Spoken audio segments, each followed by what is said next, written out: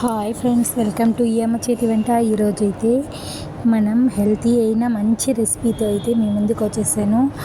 Healthy recipe ఏంటైతే ఈ వీడియోలో మనం చూసేస్తాము. ఇక్కడైతే పెసలు అయితే మనం పచ్చి పెసలను అయితే ఉడకబెట్టి మనం హెల్త్ తీసుకుంటే మన హెల్త్కి అయితే ఆరోగ్యంగా ఉంటుంది.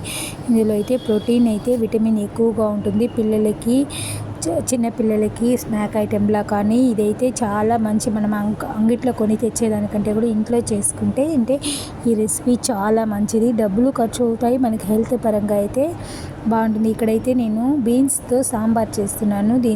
పప్పు అయితే నేను 1 గ్లాస్ పప్పు తీసుకొని అందులోనే 4 టమాటాలు అయితే వాష్ చేసుకొని వేసుకొని బీన్స్ని అయితే చిన్న చిన్న ముక్కలు కట్ చేసి కుక్కర్లో ఒక బౌల్లో పెట్టి పప్పు ఒక దాంట్లో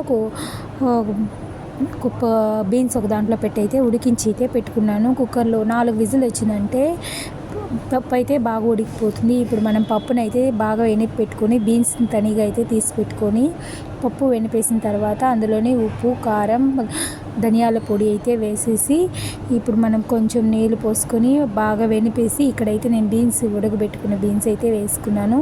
పసుపు అయితే వేసుకొని బాగా కలబెట్టుకుంటే ఇందులో పచ్చి ఆనియన్ వేస్తే అయితే టేస్ట్ అయితే చాలా సూపర్గా ఉంటుంది. ఈ విధంగా అయితే మనకు సాంబార్ రెడీ అయిపోతుంది. ఇప్పుడు మనం ఒక బాణలో ఆయిల్ వేసి ఆవాలు, జీలకర్ర అయితే వేసుకొని మనం తాలింపు చేసుకొని మనం ఆ ఆనియన్ని ఒక ఉడికే వరకు అయితే ఉడికించుకుంటే ఎంతో టేస్టీకరమైన సాంబార్ అయితే రెడీ అయిపోతుంది.